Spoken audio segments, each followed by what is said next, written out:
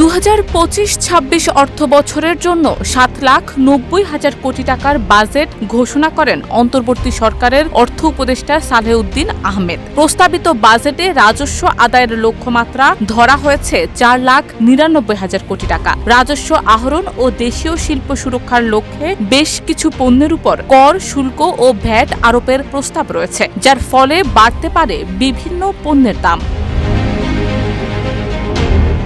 এই তালিকায় নির্মাণ খাতে ব্যবহৃত রড ও স্টিলে ভ্যাট এবং অগ্রিম আয়কর বাড়ানোর প্রস্তাব রাখা হয়েছে। এতে আমদানিতে ভ্যাট 20 থেকে 23% এবং উৎপাদনে 20% করা হবে। ফলে প্রতি টনে রডের দাম প্রায় 1,400 টাকা বাড়তে পারে। একইভাবে ফ্রিজ ও এয়ার কন্ডিশনারে উৎপাদন পর্যায়ের ভ্যাট বাড়িয়ে 7.5% থেকে 15% করা হয়েছে। শিয়া বাটার ও ভিটামিন ই সমৃদ্ধ Lily glam beauty soap. Lily, always beautiful। Motorcycle ও সাইকেলের যন্ত্রাংশে শুল্ক ভ্যাট কিছুটা বাড়ানো হয়েছে। দেশীয় মোবাইল ফোন উৎপাদনে ব্যবহৃত উপকরণে ভ্যাট 2 থেকে 2.5% বাড়ানো হয়েছে। ফলে মোবাইল ফোনের দামও বাড়তে পারে।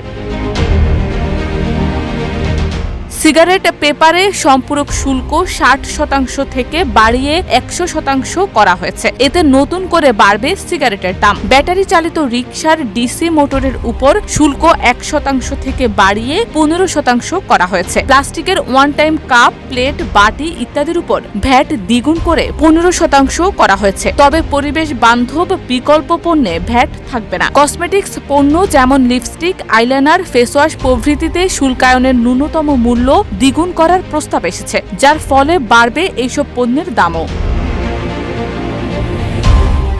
সেলুনে ব্যবহৃত ব্লেডের উৎপাদন পর্যায়ে ভ্যাট 5% থেকে বাড়িয়ে 7% করা হয়েছে। Plastic, table ware, kitchen ware এবং টয়লেট সামগ্রী উৎপাদনে ভ্যাট 7.5% থেকে 15% করা হয়েছে। দেশীয় সুতা উৎপাদনে সুনির্দিষ্ট কর 3 টাকা থেকে বাড়িয়ে 5 টাকা করা হচ্ছে। ফলে দাম বাড়বে গামছা, লুঙ্গি ও পোশাকের। হেলিকপ্টার আমদানিতে নতুন করে 10% শুল্ক আরোপ করা হয়েছে। চকলেটের শুল্কায়নে ন্যূনতম মূল্য $4 থেকে বাড়িয়ে $10 এবং বিদেশি খেলনার ট্যারিফ মূল্য বাড়ানো হয়েছে। মার্বেল ও গ্রানাইট পাথরে সম্পূরক শুল্ক 20% থেকে বাড়িয়ে 45% করা হয়েছে, যার প্রভাবে মেঝের এইসব উপকরণের দাম বাড়বে। এছাড়া শুল্ক ও কর বৃদ্ধির ফলে তারকাটা, screw, nut bolt, electric line, hardware, pole fittings, তামাক বীজ এবং দরজার তালার দামও বাড়বে।